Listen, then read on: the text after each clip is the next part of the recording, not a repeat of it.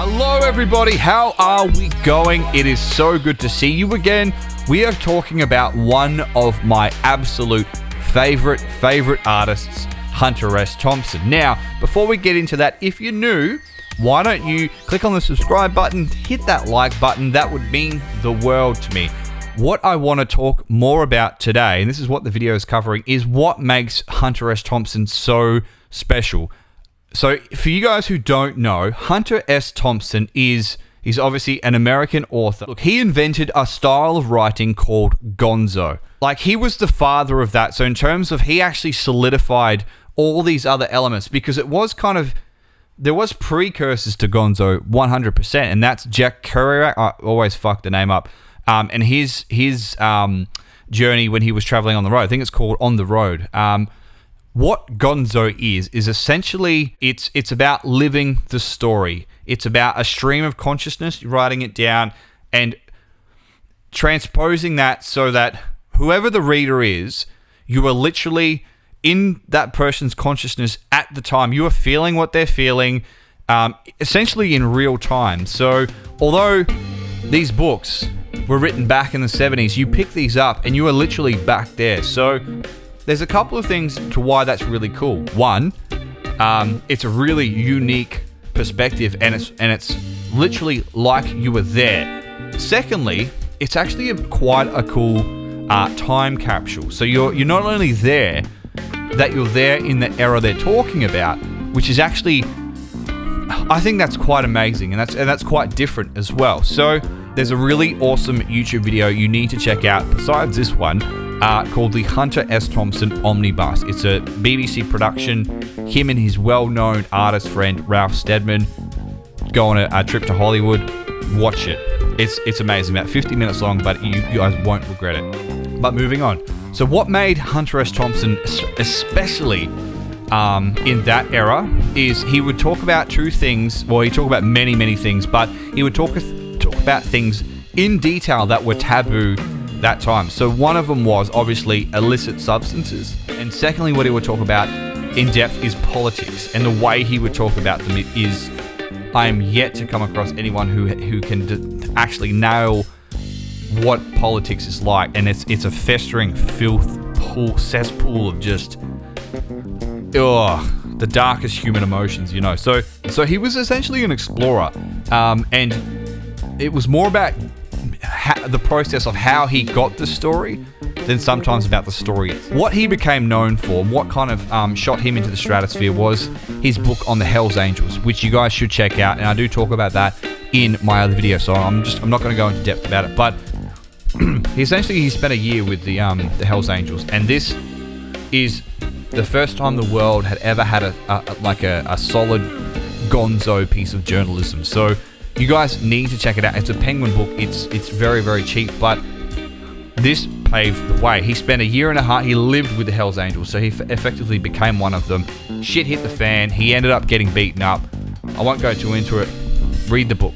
What made him, again, really prevalent is his cover of the campaign trail. I think it was 72 or 75. I get the years mixed up, but essentially he was covering from start to finish that election, and that election had Richard Nixon, and the guy he was covering was a fellow called George McGovern. Now, McGovern's campaign fell apart. That was a snapshot into the life of, not only of politicians, but of the managers, the actual campaign trail, what goes on behind it, the politics behind the politics. Now, you guys need to read that book. It's thick. It's really thick, but what I would suggest is reading Fear and Loathing on the Campaign Trail, and then reading Fear and Loathing in Las Vegas. He was a highly intelligent man who not only had his finger on the pulse at the time of American journalism, the American people, but I would essentially say of almost the human condition, and that's what made him a next level writer. And I think all master authors have this understanding of the human condition. Like, you look at Hunter S. Thompson, and then you look at a guy like J.R.R. Tolkien. Completely different sides of the spectrum, but they both had a thorough understanding of the human condition. I'm going to read one of some passages from his book just so you get an idea of how fucked up he was, but how on point he was also. So he's an artist that literally, he rode that razor blade of madness and genius. And at times you kind of think, you think he's literally just gone off the deep end. He's too far. No. It's all about the human condition and the human experience. That's why Fear and Loathing in Las Vegas is such an interesting book, because essentially he was actually sent out there to cover, get this, to cover a motorcycle rally. It's in the book. But what it turned into was something that some of the greatest philosophical artists or writers have had trouble trying to talk about. And I know it's about the American dream, but it's about what does the American dream represent. It's like trying to grab smoke. It's just the concept is so abstract. How do you then dilute that into paper and a book? And he did it. But let's jump into the reading, because I want to give you an example. LA notes again. 1:30 now, and pill fear grips the brain. Staring down at this half-finished article. Test pilots. After a week, no, 3 days. At Edwards AFB in the desert. But trying to mix writing and fucking around with old friends just don't work no more. This maddening, time-killing, late work syndrome, never getting down to the real machine action until 2 or 3 at night, won't make it. Especially half drunk and full of pills and grass with deadlines passed and people howling in New York. The pressure piles up like a hangfire lightning ball in the brain. Tired and weary from no sleep, or at least not enough. Living on pills, phone calls unmade, people unseen, pages unwritten, money unmade, pressure piling up all around to make some kind of breakthrough and get moving again. Get the gum off the rails, finish something, croak this awful habit of not ever getting to the end of anything. And now the fire alarm goes off in the hall. Terrible ringing of bells, but the hall is empty. Is the hotel on fire? Nobody answers the phone at the desk. The operator doesn't answer. The bell screams on. You read about the hotel fires. 75 killed in Holocaust leaping off balconies. I'm on the 11th floor. But apparently there is no fire. The operator finally answers and says a wire got crossed. But nobody else is in the hall. This happened in Washington too. At the Nixon gig, false alarms and a man screaming down the air shaft. Does anybody let her fuck? The foundations are crumbling. So that's just like page 2 of a short story book about Hunter S. Thompson. So that just gives you an insight into what kind of mind this dude had. So he's bearing his soul with that. You know, it's a very, very relatable thing, you know, procrastinating, putting off shit that you're meant to do, but his language and how he uses it, the bit where he's talking about unpaid money and people to be seen, it's almost poetry.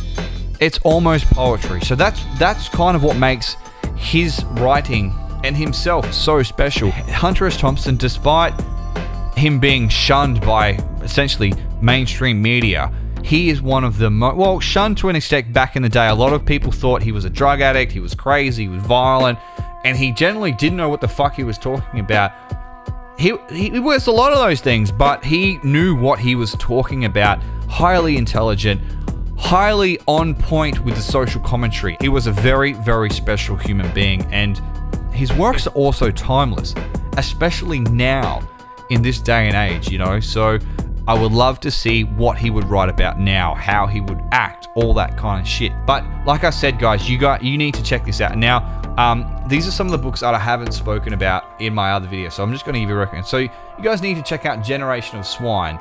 You guys need to check out ScrewJack, and you guys need to check out Songs of the Doomed, because these are kind of the short stories he would write and send to Rolling Stone. My least favorite of his works is a book called Kingdom of Fear, which isn't horrible. It's just it doesn't have the same flair.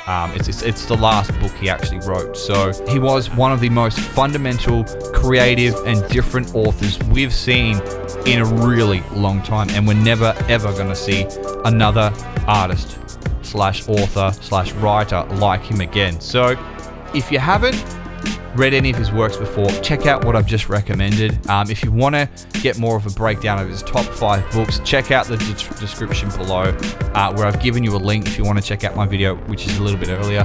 Thank you so much, guys, for checking this video out. It means the absolute world to me. I hope you got something out of it. If you're new, why not click on that subscribe button? I stream pretty much every day.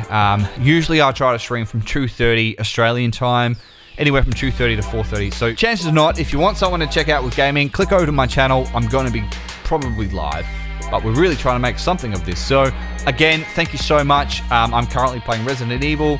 I'll see you guys over there, and make sure you have a fantastic afternoon, day, night, wherever you're at, and make sure you read some really cool books. If you've got any authors I should check out or you think that I'd like, drop a comment below. That'd mean the world to me. Anyway, guys, I need to wrap this up. Have an absolutely fantastic afternoon, and until next time, so much love and take care. Peace, guys. All the best, yeah?